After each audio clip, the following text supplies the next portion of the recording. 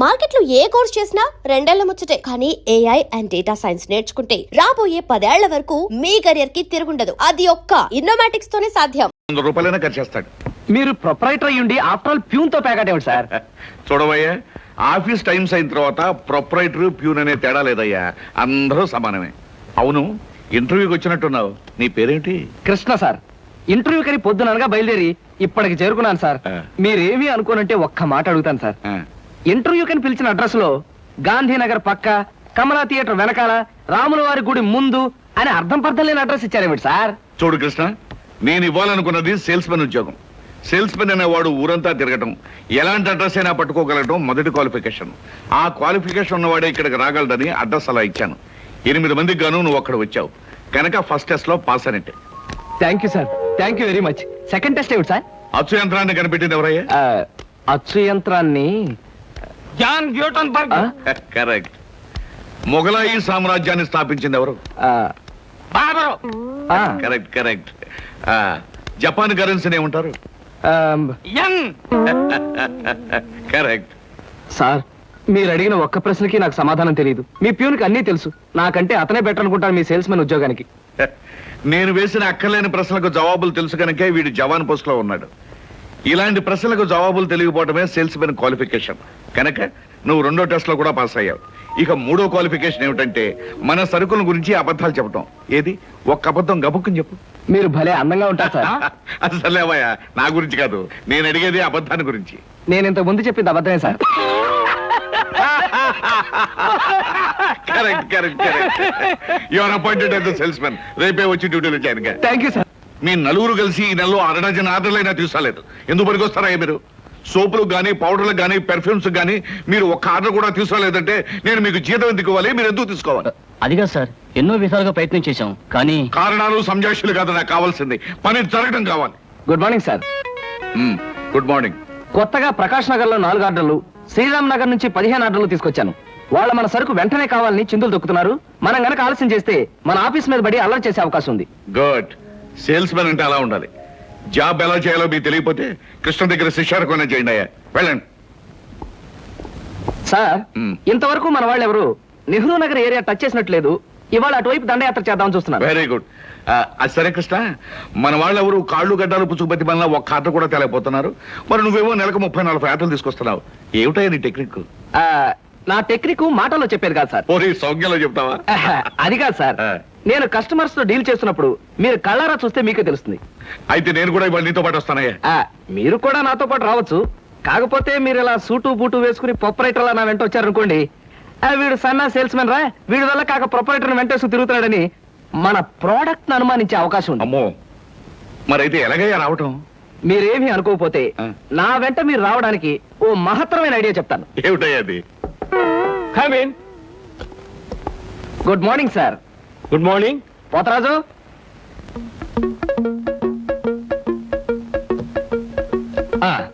మీరు కొత్తగా పెట్టిన ఈ సూపర్ మార్కెట్ చూస్తుంటే నా మతి పోతుంది సార్.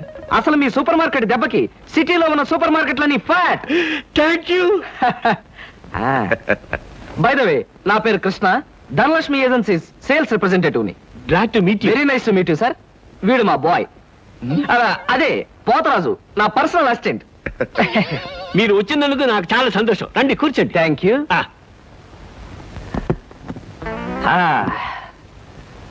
పోతరాజు, బాయ్స్ కూర్చోకూడదు కదా? అలాగే నిలబడతానులేండి. సార్, మా ప్రోడక్ట్స్ అన్ని కొంచెం మంచినీళ్ళు ఇప్పిస్తారా? బాయ్ బయటికి వెళ్ళాడు. ఒరేయ్, నన్ను ఒరే అంటావా? పోతరాజు, బాయ్స్ ని అరే ఒరే అనక అయ్యా ఏమండి అనరు కదా? అవునవును, నేను బాయ్ని కదా. జగ్గులో వాటర్ ఉంది, అయ్యగారికి తెచ్చి. నేను నీళ్ళు తీసుకొచ్చి ఇవ్వాలా? లేకపోతే నేను తీసుకురావాలా? కదా పోతరాజు, ఇప్పుడు నువ్వు బాయ్ కదా? అవును, నేను బాయ్ని కదా. మీ బాయ్ ఏంటి జోకర్ లాగా ఉన్నాడు? కొత్తగా చేరాడు. మొద్దు స్వరూపం మీరేమనుకోకండి. ఆహా, మిమ్మల్నే సార్. ఓహో, ఏమిటయ్యా? ఒక్కసారి కళ్ళజోడు తీయండి సార్. అరే ఏమిటయ్యా? Face reading sir. ఫేస్ రీడింగా? మొహాన్ని పట్టి అవతల మనిషి యొక్క మంచి చెడు చెప్పడం. దాన్ని నేను 6 సంవత్సరాల పాటు అలహాబాద్ లో ఐజిన్ ఓవర్ అనే ఆస్ట్రేలియన్ దొర దగ్గర ట్రైనింగ్ పొందా. మీరు ఇప్పుడు ట్రైనింగ్ పొందారు? ఈ దిక్కుమాల ఉద్యోగంలో చేరక ముందు. నువ్వు కాస్త నోరు మూసుకుని నిలబడు. ఒరే ఆ ఫ్లాస్క్ లో కాఫీ ఉంది, పట్టుకురా. నేను కాఫీ తీసుకురా. ఏంటి దొరలాగా మాట్లాడతాడు? ఒకప్పుడు బాగా బతికిన వెదవాలండి. నేను వెతవనా? నువ్వు బాయ్ కదా, వెళ్ళి కాఫీ పట్టరా. సార్, ఆ, మీ ఫేస్ చూస్తుంటే ఆ. చక్కటి భార్య, చుక్కల్లాంటి పిల్లలు, లక్షల ఆస్తి ఉన్నట్టు కొట్టొచ్చినట్టుగా కనిపిస్తోందండి. ఇక ఫ్యూచర్ లో మీకు గొప్ప చేంజ్ రాబోతుంది. గొప్ప చేంజ్. ఆ. అది ఏంటయ్యా? ఆడరేఖ, ఆస్తి రేఖ వరుసగా మీ రేఖలో కలవబోతున్నాయి. నిజంగా? అందులో ఆశ్చర్యపోవాల్సిందే ఉందండి. ఆ. మీ అందం, మీ పర్సనాలిటీకి ఏ ఆడదైనా ఇట్టే పడిపోతుంది. సిగ్గుపడకండి. కాకపోతే ఎంత తొందరలో పడబోతుందనే విషయం చెప్పాలంటే కొంచెం స్టడీ చేయాలి. ప్రస్తుతం నాకు టైం లేదు. మా సరుకు ఆర్డర్ తీసుకోవాలి కదండి, ఏదో పొట్టకుట్టు కోసం. పద పోతరాజు. మీ సరికి నేను ఆర్డర్ ఇస్తాను. ఏదో డీప్ గా స్టడీ చేయాలని చెప్పారే, చేయండి. కూర్చుని కూర్చుని. ముందా ఆర్డర్ సంగతి ఏదో మనం తేల్చేస్తే ఆ తర్వాత మీ ఫేస్ రీడింగ్ గురించి నేను తేల్చేస్తాను. ఆర్డర్ తీసుకోండి. ఇంకా ఏం కావాలి? ఓ ఫ్రూట్ సాలెడ్. Fruit salad. వద్దులే, నేనే వెళ్ళి తీసుకొస్తాను. థ్యాంక్స్ రా.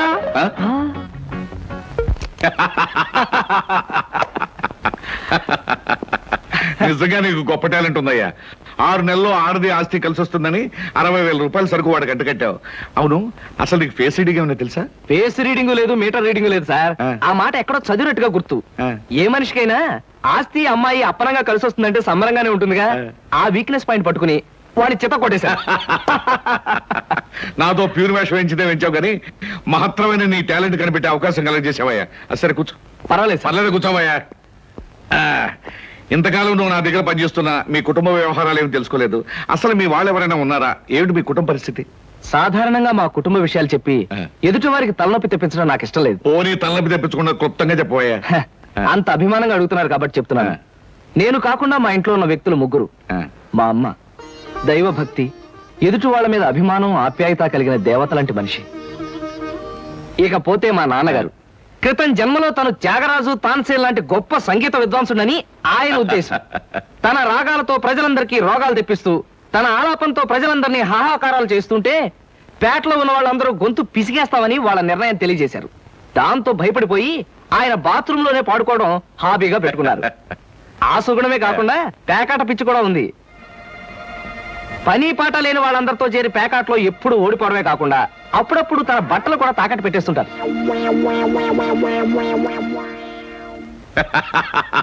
ఇక మిగిలింది మా తమ్ముడు సినిమా యాక్టర్ చిరంజీవి. ఏమిటి, సినిమా యాక్టర్ చిరంజీవి మీ తమ్ముడా? అబ్బే కాదు సార్, మా తమ్ముడు బాబ్జీ చిరంజీవి అభిమాని. అలా చెప్పు, లేకపోతే చిరంజీవి మీ తమ్ముడు ఏమిటి, నీకు ఉద్యోగం ఏంటి అనుకుంటున్నాను. అబ్బే కాదు సార్. ఇక యథాశక్తి వాడు చదువు సంధ్యలు మానేసి సినిమా థియేటర్ల దగ్గర కటౌట్లకు దండలు వేయడం, చిరంజీవి సినిమా రిలీజ్ అయితే పిచ్చిగా రెచ్చిపోయి థియేటర్ దగ్గర గోల చేయడం ప్రస్తుతం వాడి జీవిత జయంగా పెట్టుకున్నాడండి. అది సార్ మా కుటుంబ పరిస్థితి. అంటే ఇంటెల్లపాదికి సంపాదించి పెట్టేవాడు నువ్వు ఒక్కడవేనన్నమాట. చూడు మిస్టర్ కృష్ణ, నీ కారణంగా మన కంపెనీ ఎంతో అభివృద్ధిలోకి వచ్చింది. అందుకు ప్రతిఫలంగా మీ కుటుంబానికి సాయం చేయడం ప్రొపరైటర్ గా నా కనీస ధర్మం. ఈ నెల నుంచి నీ జీతం 1000 రూపాయలు పెంచుతున్నాను. Okay? Thank you sir. Thank you very much. ఆ విధముగా జూదమునందు అన్ని పోగొట్టుకున్న పాండవులు అరణ్యవాసములకు బయలుదేరి. ఆహా, ఏమి రాశాడయ్యా మహానుభావుడు. ఎవరు? వాల్మీకి మహాకవి. The law of diminishing returns states that the more you consume of a product, the more you పరీక్షలు కదన్నయ్యా, చదువుకుంటున్నాను. ఓహో, చదువు చదువు. అలాగే. అమ్మా అమ్మా. వస్తున్నాను బాబు. చేసేది సేల్స్ మెన్ ఉద్యోగం. నీడ పట్టున ఉండకుండా ఎండనక వాననక ఊరంతా తిరిగి అలసిపోయి వస్తుంటావు. నీ కష్టం తెలుసుకుంటే నాకెంతో బాధగా ఉందిరా కృష్ణ. కాఫీ తీసుకో బాబు. అమ్మా, నా కష్టంతో ఇంట్లో అందరి ఆకలి తీరి కుటుంబం అంతా ఆనందంగా ఉందని తలుచుకున్నప్పుడల్లా నాకు సంతోషంగాను సంతృప్తిగాను ఉంటుందమ్మా. అన్నట్టు ఇవాళ జీతం అందింది. ఇంటి ఖర్చులు ఏమిటో, ఎవరెవరికి ఎంతెంత ఇవ్వాలో లిస్టు రాసిస్తే. కృష్ణ, ఈ వయసులోనే సంపాదించే బాధ్యతను ఎత్తనేసుకున్నావు. కుటుంబాన్ని నడిపే బాధ్యత కూడా నీకెందుకురా? డబ్బు నాకు ఇస్తే ఖర్చులు మిగిలిన విషయాలన్నీ నేను చూసుకుంటాను. నీకివ్వడానికి నాకేమీ అభ్యంతరం లేదమ్మా. కాకపోతే ఈ కాస్త జీతంలోనూ అందరినీ మేనేజ్ చేయడం నీకు కష్టమేమోనని. ఒరేయ్, నేను అమ్మని, నాకు ఆ మాత్రం తెలీదు. అమ్మవు కాబట్టే అందరి మాటలకు కరిగిపోయి అడిగిన వాళ్ళందరికీ కాదలేక ఇచ్చేస్తావని. సర్లేరా. సరే సరే సరే తీసుకో, నేను వెళ్ళి బట్టలు మార్చుకొస్తాను. బియ్యానికి 300. అమ్మా నీకు విషయం చెప్పాలంటే ఏడుపు వస్తుందమ్మా. ఏడవలసిన అవసరమే వచ్చిందిరా బాబ్జీ. ఇంట్లో నాన్న సంగీతంతో హింసిస్తున్నాడని చదువుకోవడానికి బీచ్కి వెళ్ళాను. అక్కడ వాచ్ పోయిందమ్మా. ఎల్లుండి నుంచి పరీక్షలు, కనీసం చేతికి సెకండ్ హ్యాండ్ వాచ్ అయినా ఉండాలిగా. ఓ 100 రూపాయలు బొమ్మా. ఈసారైనా తగలేసుకోకుండా వాచి కొనుక్కో. అలాగే. ఇదిగో 100. అయినా వాచి బారేసుకోవడం ఏమిట్రా పిచ్చి వెధవ. ఇదిగో పార్వతి, ఇందాక వీధిలోంచి వస్తుంటేను కొందరు పెద్ద మనుషులు కనిపించి త్యాగరాజోత్సవాల దగ్గరికి వస్తున్నాయి కదా, నా వంతు ఓ 500 రూపాయలు విరాళంగా ఏమని భైరవ రాగంలో బావురమన్నారే. 500? నేను ఇలాగే అన్నాను. మీరిస్తాను ఒప్పుకున్నారా? కుటుంబం బరువు బాధ్యతలు తెలిసిన వాడిని నేను ఎందుకు మాటిస్తానే. కావాలంటే 2 లేక 300 విరాళంగా ఇస్తాను, ఆ రోజు ఉచితంగా కచేరీ చేస్తానని మాటిచ్చాను. పైసా కూడా అడగం, మీ కచేరీ మాత్రం వద్దు బాబు అని దండం పెట్టుంటారు. అంతేనా? కమాచు రాగంలో కాళ్ళు చేతులు వెరకొడతాను. నా కచేరీ అంటే బొత్తిగా భక్తి శ్రద్ధలు లేవు. ఆఖరి మాటగా 200 రూపాయలు విరాళంగా ఇస్తాను అన్నానే. ఇవ్వకపోతే బాగుండదు, ఆ తర్వాత నీ ఇష్టం. చారాస్వామి నిన్ను ఆశీర్వదిస్తాడు.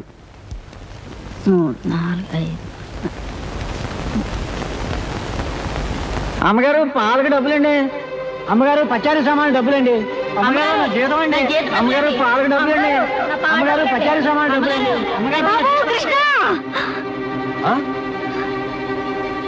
నా వల్ల కాదురా. అమ్మా, డబ్బు సంపాదించడం ఎంత కష్టమో ఖర్చు పెట్టడం కూడా అంతే కష్టం అమ్మా. ఖర్చు పెట్టే విషయంలో మనసుని మమతని కాస్త కట్టేసుకోవాలి.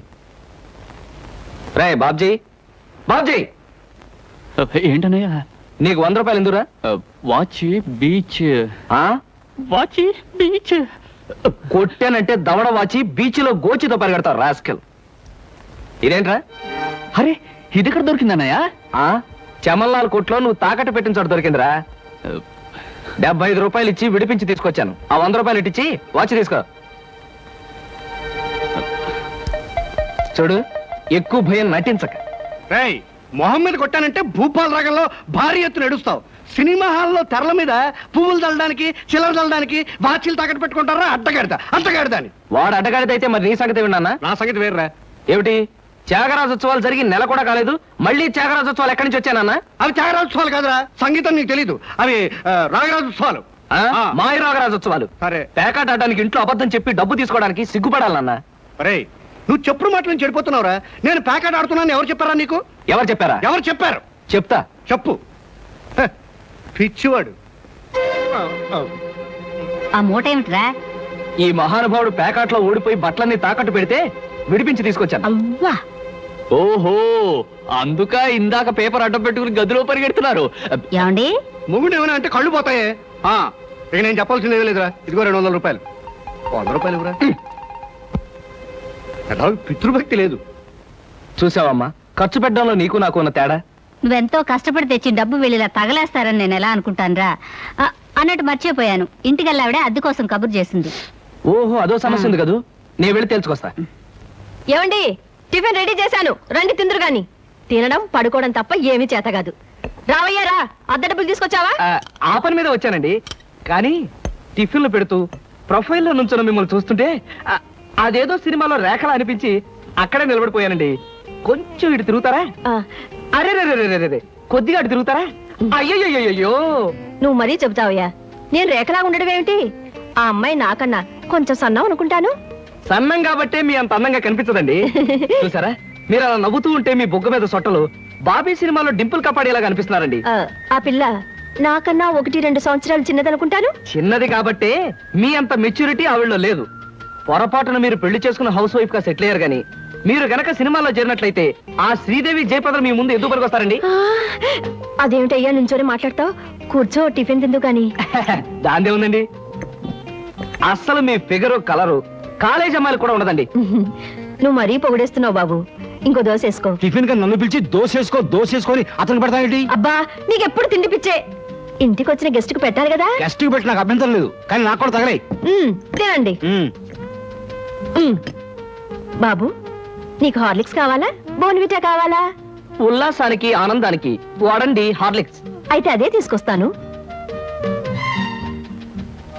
ఏమండి 1 మినిట్, వెనక నుంచి మీ మూమెంట్స్ చూస్తూ ఉంటే ఆ మూమెంట్ ఎలా ఉంటుందో ముందు నాకు చెప్పు, నేను తర్వాత దానికి చెప్తాను. అదేమిటండి అలా విసుక్కుంటారు? ఆ అబ్బాయి ఏదో సరదాగా మాట్లాడుతుంటే. ఏమండి ఆయన ఇప్పుడే ఇలా విసుకుంటున్నారు, ఇక నేను అద్దె డబ్బులు ఇవ్వలేనన్నా అనుకోండి ఇంకెంత విసుకుంటారు. ఆయన విసుకోకుండా నేను చూసుకుంటానుగా. మీరు ఊరుకోండి. చూడు బాబు, అద్దె ఈ నెలలో ఇవ్వలేకపోయినా వచ్చే నెలలో ఇద్దు గాని. థ్యాంక్స్ అండి. టిఫిన్ తిను. ఏమయ్యా, నా తిండి తింటూ నాతో అబద్ధం చెప్పకూడదు. నిజం చెప్పు, మా ఆవిడ శ్రీదేవిలాగా జయప్రదలా ఉందే? మీరు అడిగారు కాబట్టి నిజం చెప్తున్నా అండి. మీరు మాత్రం ఈ పక్క నుంచి చూస్తే శత్రుఘ్న సిన్హా ఉన్నారు. హైట్ విషయంలో కొంచెం తగ్గారు కాబట్టి రిషి కపూర్ గారి, పెరుగున్నట్టయితే అమితాబ్ బచ్చనే. అసలు మీ పర్సనాలిటీకి ఈవిడ ఎలా పెళ్లి చేసుకున్నారండి? ఏమిటోనయ్యా, నా తలరాత నా కర్మ. నిజానికి అదృష్టం బాగుంటే ఏ రేఖలో శ్రీదేవిలో చేసుకోవాల్సిన వాళ్ళే కదా. ఫ్యూచర్ లో చేసుకోవచ్చేమో. Anyway best of luck. ఈ దశ కూడా వేసుకో. Thank you. ఏం మొహాట పడకు, పళ్ళు కూడా ఉన్నాయి. అలాగే. ఏరా, మళ్ళీ అబద్ధాలు చెప్పి ఆ దంపతులిద్దరిని మోసం చేసి అద్దె బకాయి వేశావు ఏ? అమ్మా, జీవితంలో బ్రతకాలంటే మాటలైనా ఉండాలి, నోట్లైనా ఉండాలి. అసలు నీకు ఇంకో విషయం చెప్పనా? బారసాల నాడు నాకు రామకృష్ణ అని పేరు పెట్టి రామాని పిలవడం మానేసి కృష్ణాని ఎందుకు పిలుస్తున్నావే? అందుకేనేమో అబద్ధాలు చెప్పడం జీవితానికి తప్పనిసరి అయిపోయింది. ఉద్యోగంలోనూ అబద్ధాలు చెప్తున్నాను, ఇల్లు గడవడానికి అబద్ధాలు చెప్తున్నాను. కానీ ఈ అబద్ధాలు చెప్తున్నందుకు నేనేం బాధపడటం లేదమ్మా. ఎందుకంటే నేను అబద్ధాలు చెప్తుంది నా కోసం కాదు, నా కన్న వాళ్ళ కోసం, నాకున్న వాళ్ళ కోసం, అంతే. ఒరే రామకృష్ణ, కృష్ణుళ్ళ నువ్వు అల్లరి చేసే అబద్ధాలు చెప్పినా నీకు రాముళ్లాంటి మంచి మనసుంది. అది చాలరా మాకు. ఏమిటి సార్, ఏమైనా ప్రాబ్లమా? అదేనయ్యా, కొత్తగా మనం స్టార్ట్ చేయబోయే ఫ్యాక్టరీ మెషినరీ విషయంలో ఎల్లుండికి నేను చెప్పంటే పెట్టుకున్నాను. రేపటికల్లా వీసా దొరకడం కష్టమని ఆ ట్రావెలింగ్ ఏజెంట్ ఒకటే గొడవ. ఏం చేయాలో అర్థం కావట్లేదు. ఆ మాత్రం దానికి అలా వర్రీ అయిపోతారు ఎందుకు సార్? 5 నిమిషాల్లో మీ వీసా సంగతి నేను తేల్చేస్తానుగా. Please follow this file. Okay.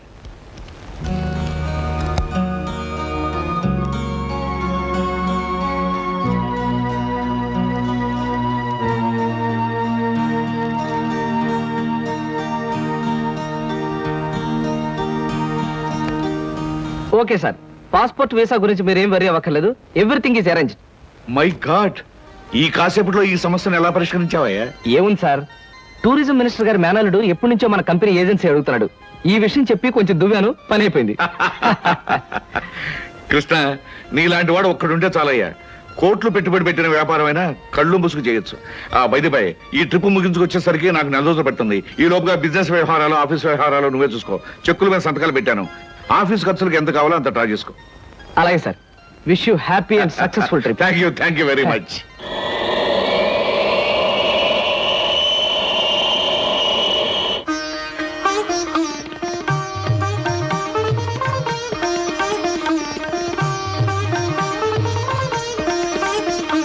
మా అమ్మాయి అరుణ బిఏ పాస్ అయింది. ఇంటి పని, వంట పని అంతా చేతాను. ఏది చేతనైనా ఏది చేత కాకపోయినా మా అబ్బాయి ఇష్టపడ్డమే ముఖ్యమండి. మా అబ్బాయికి నచ్చితే ఆ పిల్ల ఆడపిల్ల అయినా సరే, లేక ఆడ గాడిద పిల్ల అయినా సరే ఇచ్చి పెళ్లి చేసేస్తాను. అబ్బాయి ప్రశ్నలే. మీకు పాటలు ఏమైనా వచ్చా? వచ్చండి. డాన్స్ రాదండి. రసగుల్లా చేయడం వచ్చా? అవంటే నాకు మహా ఇష్టం అండి, అందుకనే అడుగుతున్నాడు. సరిగ్గా చేయటం రాదండి, నేర్చుకుంటాను. చూడండి పెళ్లికొడుకు గారు, మా స్నేహితురాల్ని మీరు ప్రశ్నలు అడిగారు, మరి దాని తరపున నేను మిమ్మల్ని కొన్ని ప్రశ్నలు అడగొచ్చా? మధ్యలో ఈ పిల్ల ఎవరు ప్రశ్నలు అడగడానికి? నేనెవరైతే ఏమిటండి? మీ అబ్బాయి ప్రశ్నలు అడగడంలో తప్పు లేనప్పుడు అమ్మాయి తరపున నేను అడగడంలో తప్పేమిటి? అడగనే నాన్న, నాకేమన్నా భయమా? అవునవును, మనకేం భయం, అడుగు. మా అరుణకి పాట డాన్స్ వచ్చా అని అడిగారు. మరి పెళ్ళయ్యాక ఆమె చేత మ్యూజికల్ నైట్స్, డాన్స్ ప్రోగ్రామ్స్ అలాంటివి ఏమైనా పెట్టిస్తారా? ఏ అదేం పెట్టించకపోతే అడగకూడదా? మరేం కాదు, మీకొచ్చే జీతానికి భారీ ఎత్తున పెద్ద థియేటర్లు బుక్ చేసి దాని చేత ప్రోగ్రామ్స్ ఇప్పించలేరు కదా అని అలా అడిగాను, అంతే. అవును, మీకు కరాటే వచ్చా? రాదు, నేర్చుకోను కూడా. మీరు క్రికెట్ ఆడతారా? ఆడను, కావాలంటే చూస్తాను. రేపు పెళ్ళాన్ని ఎవరైనా ఏడిపిస్తుంటే రక్షించుకోవడానికి కరాటే గాని, పెళ్ళా సరదాగా చూడాలంటే ఆడడానికి క్రికెట్ కూడా రాదు. ఏమిటండి ఈ పిల్ల ఎవరినో తీసుకొచ్చి అర్థం లేని ప్రశ్నలు అడిగిస్తున్నారు? ఇవి అర్థం లేని ప్రశ్నలు కావు, మీరు అర్థం చేసుకోలేని ప్రశ్నలు.